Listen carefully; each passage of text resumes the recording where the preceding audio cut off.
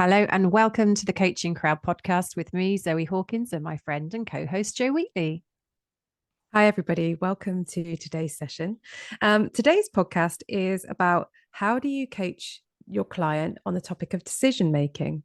And the reason that we're covering this is because all coaching involves decision making on behalf of the coachee. And that can start right from deciding who they want to be as their coach. It can be around deciding how do they need their coach to be with them, what topic are going to bring to coaching. And then, of course, when they've decided on the topic, they're going to need to make decisions about the actions that they take based on their reflections. So, coaching is all about decision making. So, where should we start, Zoe? I think we start at the beginning of decisions, which is probably the reason your clients bring something to coaching where a decision is involved, is because they're struggling to make the decision. And often when we look at decision making, the way that we would approach that in everyday life is to think about the pros and the cons. And you talk about, well, if I was to do this, and then that would happen. And if I was to do that, then this would happen. And you'd think the 360 around the decision. And so often when a client comes to coaching with the topic of, I have a decision to make, so if we start with that one, you need a different approach because the client has probably spent an awful lot of time thinking about this decision already, and they're unable to make it. And so therefore, that is why they're bringing it to coaching in the first place. So as a coach, whilst you could explore pros and cons and look at the different end game scenarios, it's more likely what your coachee needs from you is support in looking at things like their values and their beliefs and their emotions, and what are the obstacles essentially that are in the way of them being able to make the decision. So I think a good starting point for me as a coach would be to explore what's getting in the way of you being able to make this decision and starting to identify the gap. And that might be a confidence gap around, I just don't feel confident to make the decision. It might be a knowledge gap. I don't have the knowledge to make this decision. Or it might be an emotions gap, like overwhelm or confusion.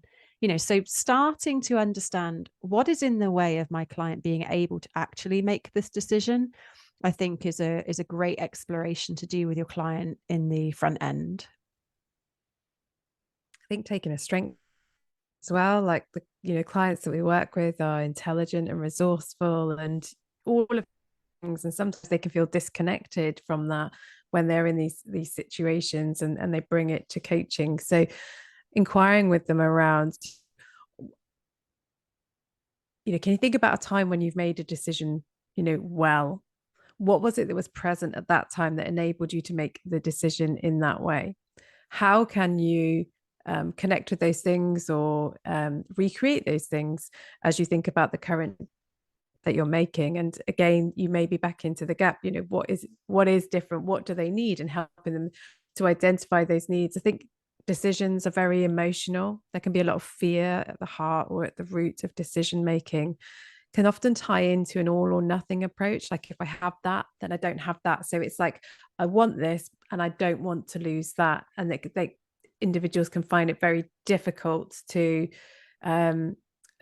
navigate and move away from that more divisive thinking. Exactly right. And of course, some decisions don't always leave a positive outcome, even though they're decisions that you want to make. So if you think about supporting a client perhaps to leave a significant relationship, and that might be a corporate role that they've been in for like 20 years, it might be a romantic relationship that they're bringing, and they're working with a coach on the decision. It doesn't mean that making a decision is going to be entirely positive, and that can be a real barrier for clients in being able to move through and make a decision.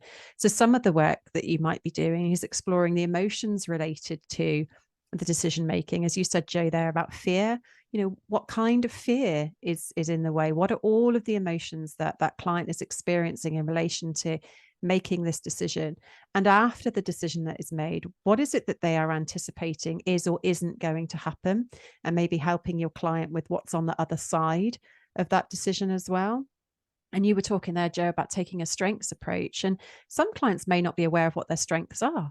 So actually starting with, what are your strengths and how does this decision align or not align to the strengths that you're having, and helping your client to really raise the awareness of the different qualities that they bring to the context of the decision. So for example, if it's choosing a job, maybe they've been offered a job and they don't know whether to accept it or not, doing some work around their strengths and helping the client to clarify, what are their strengths, and then be able to review the decision in line of that might be a really empowering piece of work for the client to do. That's the obvious thing to explore as well, which is, what are your beliefs about decision making?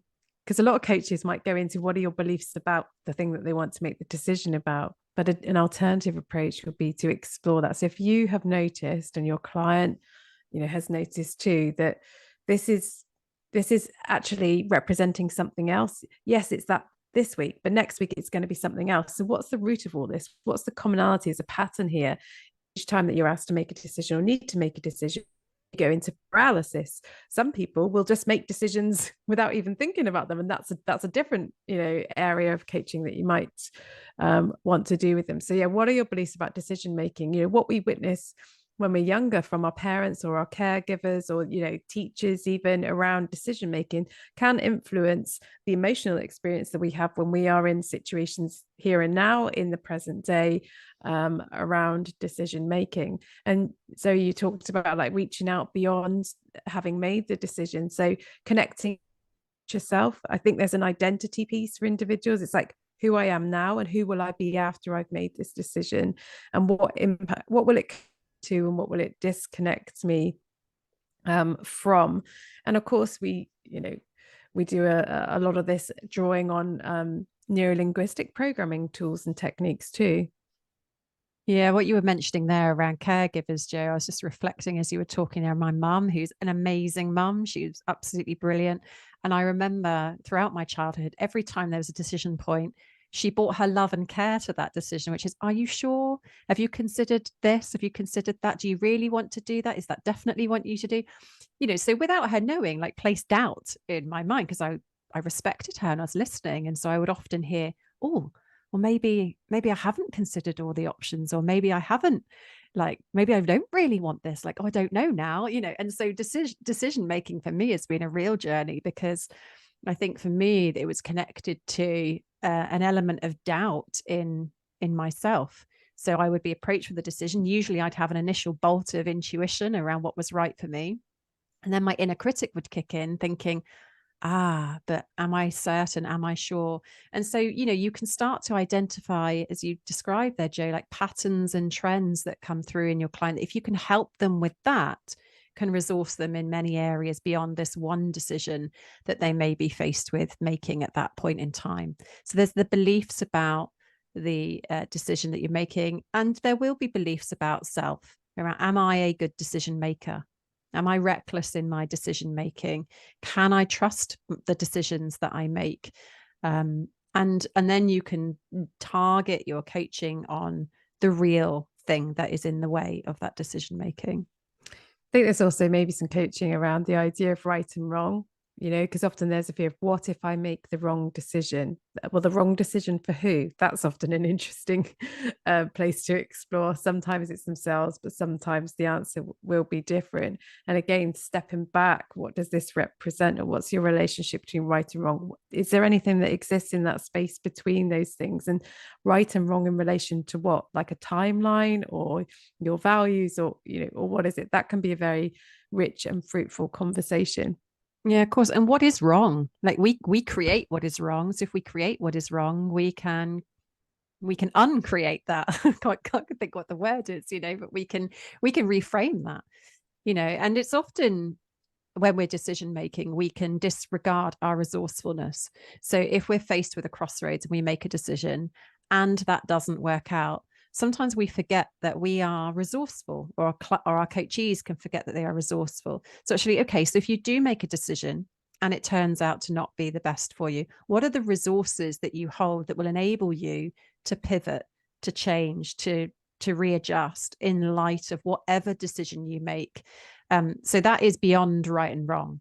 That's about, what can I draw on once I've made this decision to ultimately take me on a path that is going to be helpful and best for me.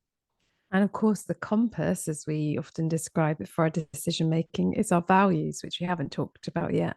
And values are those things that are really important for us to have in our life in order for us to live our best life and to feel fulfilled and complete. And it can give us that sense of inner security and inner peace when we are living our lives in alignment with our values. Now, not everybody comes to coaching knowing what their values are or even what that concept is, or they also have some negativity attached to the concept of values, having encountered them in the workplace where they may or may the actions in the workplace may or may not be aligned to those somehow connotations.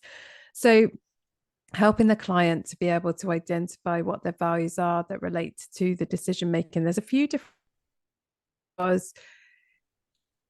this idea of right and wrong that we were just talking about. How do we connect into our resourcefulness? Well, for us, I think we would say it's about always focusing on the learning. And you and I both have a value around learning and growth.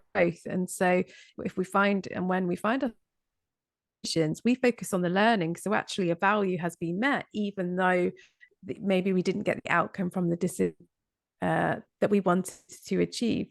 But if we take it back to making the right, how do you make the right decision for yourself? It's knowing what your values are and then running that decision making or the outcome through those values, and the degree, assessing really the degree to which the decision that the client is thinking of making will honor each of the values.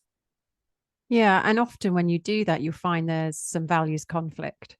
So one decision will honor one value, another decision will honor another value. And so what that might enable you to do is look at, well, what have you not considered? You're faced with this or this. Well, what about that or that? So the client may have locked in to only two options and disregarded a load of options that may be great for them. And this often happens in the case of like career development, for example. Well, I've been offered this job or this job and I don't know which one to take. Okay, well, what about all the other jobs that exist elsewhere in the world? What about that? And I think this is often aligned as well as values, bringing in purpose, which is kind of beyond values, like helping a client to really connect into like, what is your higher purpose here in the world, and it's quite high chunk, and that can be hard for a client to connect in with. But what are you here for? What really brings you energy? And sometimes starting at that highest chunk can just take the person out of the decision and into this, what is the legacy I want to leave in the world type conversation, and then come back from that. And what they might then see is actually, gosh, it's not this decision at all.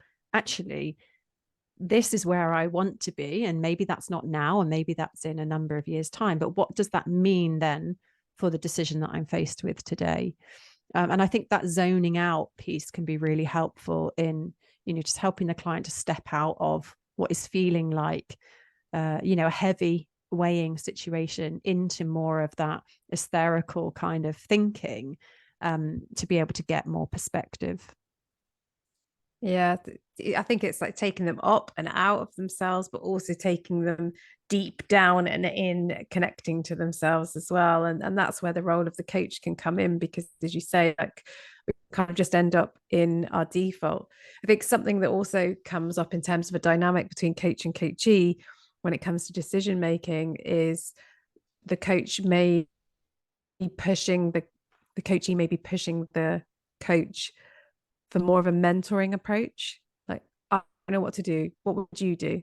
What do you think I should do next? What do you think would be the best decision for me right now? We've been working together a long time now, and that invitation, and then there is some decision making that the coach has to make. And of course, as coaches, we are making those, micro decisions throughout a coaching conversation.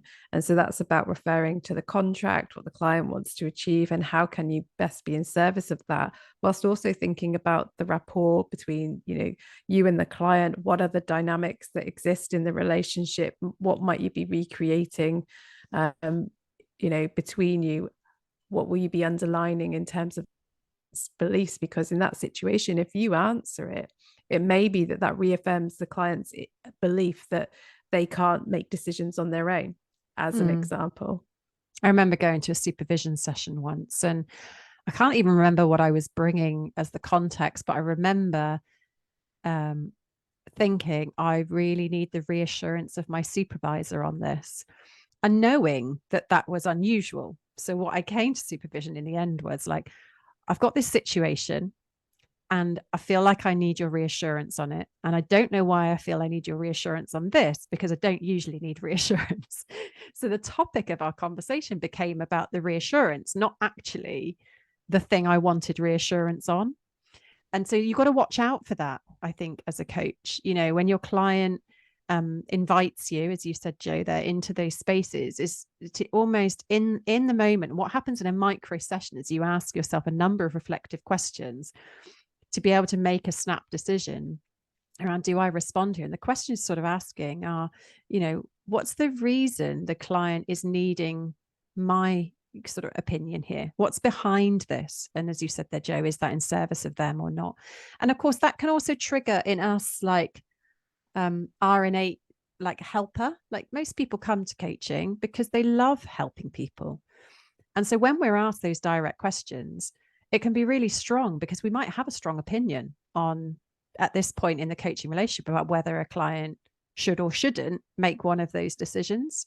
So it can be a real moment of testing your reflective practice skills as the coach around the route that you take forward when you're faced with those situations. And yeah, I had an experience outside of coaching, but it's kind of for me is related to coaching. Happened recently. So I asked my mum her on a parenting issue. So my one of my children, obviously my mum's grandchildren, expecting her to give me an answer. I already thought I knew what she would say, but I was still going to ask the question just so I could get confirmation of that. She gave me a different answer, and in such a different way.